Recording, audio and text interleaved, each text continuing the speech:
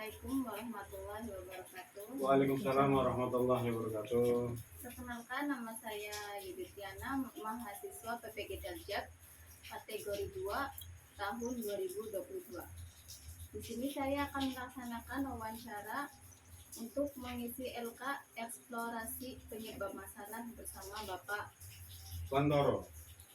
selaku pengawas Kecamatan Pesangan. Bisa langsung mau nih Pak? Yang pertama, menurut Bapak apa saja penyebab rendahnya motivasi belajar peserta didik?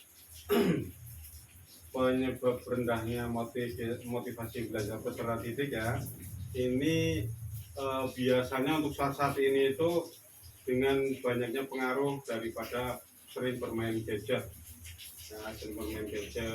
Kemudian banyak menonton televisi tapi tidak ada kaitannya dengan pembelajaran ya, itu terutama HP ya, itu sehingga anak itu motivasi untuk belajar membaca buku atau membaca kaitannya dengan pembelajaran, tugas-tugas pelajaran, waktunya tersita, apalagi untuk bermain game dan sebagainya, terutama itu. Selanjutnya poin yang kedua, menurut Bapak apa penyebab rendahnya kemampuan peserta didik dalam memahami materi pembelajaran? Ini terutama kemampuan siswa di dalam memahami literasi, terutama literasi membaca.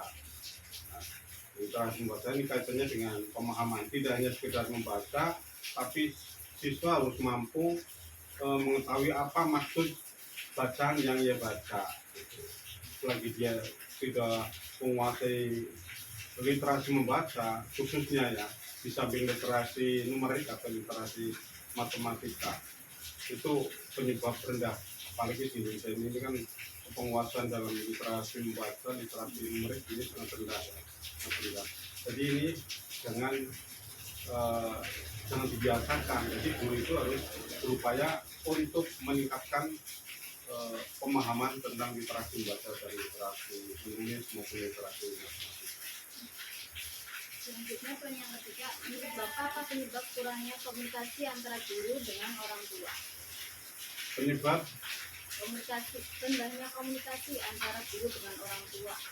Ya, ini orang tua itu harus merasa memiliki sekolah ya.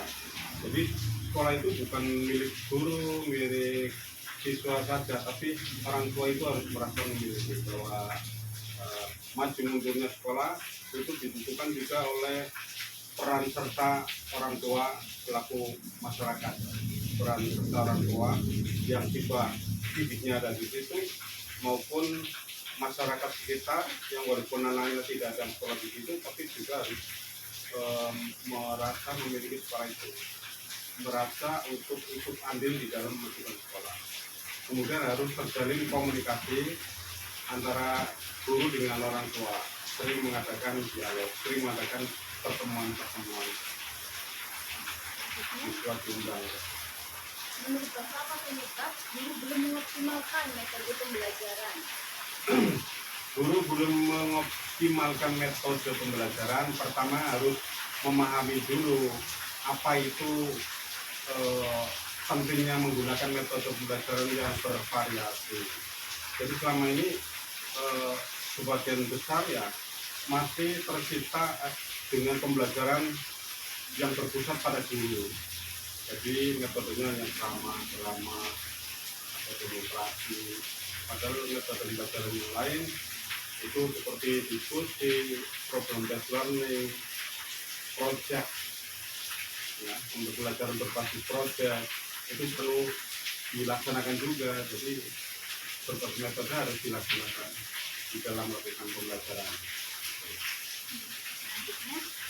Menurut Bapak apa penyebab rendahnya kemampuan peserta didik dalam memahami konsep keahlian dan pembagian? Seperti tadi saya katakan, ketika siswa tidak memahami bacaan yang dia baca, itu berarti rendah di dalam literasi membaca. Ketika kaitannya dengan dalam memahami konsep perkalian, pembagian, penjumlahan, pengurangan, berarti ini rendah di dalam literasi matematika. itu tanggung jawab guru juga untuk meningkatkan pemahaman siswa kaitannya dengan literasi matematika. Jadi diberi pemahaman, diberi latihan soal dan latihan memecahkan masalah atau problem baru. Jadi yang terakhir, menurut Bapak, apa sih penyebab guru yang kurang optimal dalam pemanfaatan teknologi dalam pembelajaran? Kesadaran guru untuk memanfaatkan teknologi. Pertama kesadaran. Yang kedua itu adalah ketersediaan sarana dan prasarana. Kemudian ketersediaan sarana prasarana itu jangan hanya mengandalkan itu harus disediakan oleh sekolah, tapi guru juga harus mengupayakan tentang perangkat pembelajaran, khususnya di dalam pembelajaran sejarah abad 21 ini, itu pembelajaran yang berbasis teknologi dan informatika. Itu jadi guru harus melakukan pembelajaran yang berbasis TK. Guru punya laptop, harus punya laptop bimbing, harus punya komputer misalkan.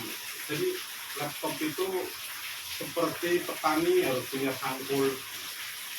Jadi guru punya laptop, maksudnya itu adalah alat untuk kerja, Selagi teknologi itu tidak dimanfaatkan, maka belum maksimal di dalam menerapkan pembelajaran. Karena pembelajaran sekarang harus berbasis digital, era digital itu. Ada yang mau disampaikan pesan buat guru-guru? Ya, terima kasih pesan buat teman-teman guru semua. Hendaknya selalu mengupdate pengetahuan, harus selalu mengupdate perkembangan yang berkaitan dengan regulasi pendidikan. Karena guru ya harus tahu regulasi pendidikan, harus mengerti peraturan yang berkaitan dengan standar isi, standar proses. Guru terutama standar proses harus paham, standar isi juga harus paham, standar penilaian juga harus paham, standar kelulusan harus paham. Itu yang itu standar itu harus dikuasai. Di samping standar lain, kalau standar lain itu sarana prasarana itu berarti kewajiban sekolah, kewajiban pemerintah daerah juga pusat. Kemudian tentang pengelolaan itu juga lebih banyak tanggung jawabnya kepala sekolah ya untuk memanage. Dan standar keuangan itu juga pemerintah pusat, pemerintah daerah bertanggung jawab, dan komite sekolah. Nah, komite sekolah itu harus dilibatkan juga kaitannya dengan standar pembiayaan. Gitu. Jadi harus selalu mengupdate. Kemudian laksanakanlah proses pembelajaran sesuai dengan peraturan yang baru. Sekarang kurikulum merdeka berarti harus paham apa itu kurikulum merdeka, pembelajarannya seperti apa, aturan-aturan mainnya seperti apa, update ilmu pengetahuan. Terima kasih Bapak untuk waktunya dan ilmunya yang sangat bermanfaat. Terima kasih teman-teman. Saya Andi. Assalamualaikum warahmatullahi wabarakatuh. Waalaikumsalam warahmatullahi wabarakatuh.